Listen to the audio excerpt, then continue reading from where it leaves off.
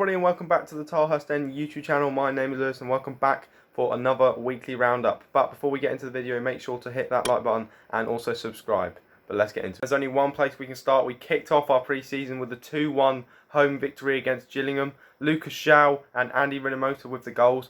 I thought it was quite a comfortable victory. We saw a new style by Mark Bowen, a 5 at the back. I think it was like a 5-2-2-1 or 5-4-1 or something like that. We had Liam Moore and Tom McIntyre as the outside centre-backs and Michael Morrison in the middle. I thought those two played really well in pushing forward. Thought Yidon was excellent again, coming back into the team. Thought Lucas Joao was really good for however long he was on.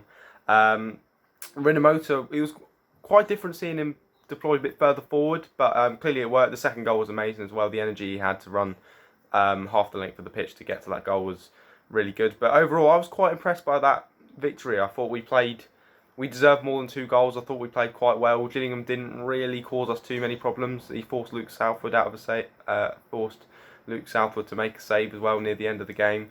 I thought Jordan Holsgrove played really well when he tried to fill that John Swift deep line playmaker role as well. John Swift was actually really good as well. I thought Elise impressed. Tom Holmes was quiet. I thought Laurent was actually quite quiet, but he was comfortable. He did his job. But yeah, I think it's evident that we do need some signings, and that goes on to the post-match conference, or well, not conference, but the post-match interview by Mark Bowen after the game, where he said that he wants 5 or 6 more signings, which is good. I think that's around about the number we need. I don't think we need to splash the cash too much this summer. If we can buy well, then I think we'll do quite well. But yeah, overall, quite impressed, and that leads us on to the pre-season schedule. So we've got Tottenham away on Tuesday, and then we have Friday, and then West Ham at home the following Tuesday. 2 very tough fixtures. Obviously, the Tottenham one will be a big test, but I think we've got a chance. Why not? It's only pre-season, you know. It's all about trying things. But Bowen said that he's trying to replicate Swansea and Sheffield United and Wolves and teams like that with the 5 at the back, and I thought he played quite well, to be honest. Seeing with our lack of wingers, it does kind of suit our squad. If that makes sense. So yeah. Okay, and then on Friday we had our championship fixtures announced. If I just take a look to my left, we kick off the season with a trip to Pride Park away at Derby, following a home game against Barnsley, and then we're away at Cardiff, and then Watford at home, and then Middlesbrough away. I think our first 5 games are relatively hard. I think Derby, Barnsley obviously ended the season quite well. Obviously Derby stuttered against like the bigger teams in the league. Then obviously Cardiff got to the playoffs, so they did quite well. And then Watford just coming down with the squad and the talent they have, they should really be pushing towards the top of the league this season. So I'm expecting a tough game.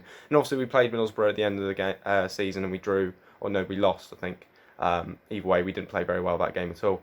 I'm more scared about our run-in, to be honest. Barnsley away, Derby home, Watford away, Cardiff home, Luton away, Swansea home, Norwich away, Huddersfield home. When you consider that 2 of those teams got relegated last season, and there was 2 that got in the playoffs, and then Barnsley, Derby and Luton all were quite well after the restart, obviously again with Derby's bigger games or bigger teams that they lost to.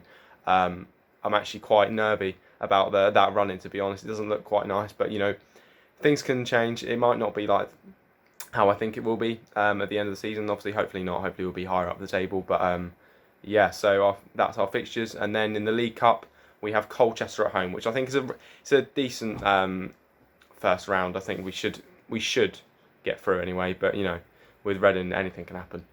Then Reading fans will be able to stream all of the club's matches until stadiums are 50% full, with season ticket holders being able to watch for free. And apparently it will cost £10 to other supporters. That is what the Daily Mail reported. Apparently EFL struck a deal with Sky Sports, so we should be able to watch all of our games next season, which is brilliant.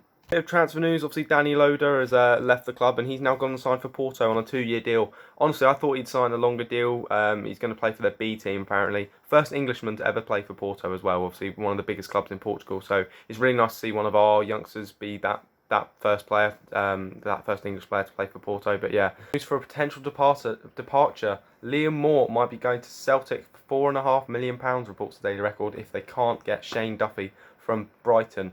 A lot of fans would be quite happy to see him leave. I don't know if I am. I still think he's a quality centre back at this level. Obviously he's had a bit of a rocky season last year, but yeah, I don't know. I think he's still got a place in his team. I thought he played quite well against Gillingham as well as that like I said earlier, that like right centre back out of the three. But yeah, 4.5 million though. To be fair, I would take 4.5 million for him if he went to Celtic. But yeah, doesn't look like he might even be the captain anymore. Obviously, Michael Morrison captained the team against Gillingham, so yeah, we'll see. But most fans seem pretty happy. But yeah, Liam Moore potentially going to Celtic. This week we've also been linked to one player, Liverpool winger Shea Ojo. He was on loan at, I believe he's on loan at Rangers last season. Apparently, according to Goal, Reading, Nottingham Forest and Huddersfield are all chasing his signature. Obviously, I mean, it's, last time we had a Liverpool loanee who failed at Rangers, he turned out pretty good in Obiajaria. So if we could get a repeat of that, then that'd be great. But obviously, it'll be a good option out wide. He's young, hungry, probably very hungry to prove himself. I think it'd be a very quality signing if we were to get him, and that'd be another winger in, which we definitely need. We had Reading icon Ali Al Habsi announced his retirement over the weekend. Obviously, he was really good in his 2 years at the club, especially that second season under Yapstam, getting to the playoff final. But yeah, was really good. Captained us 4 times.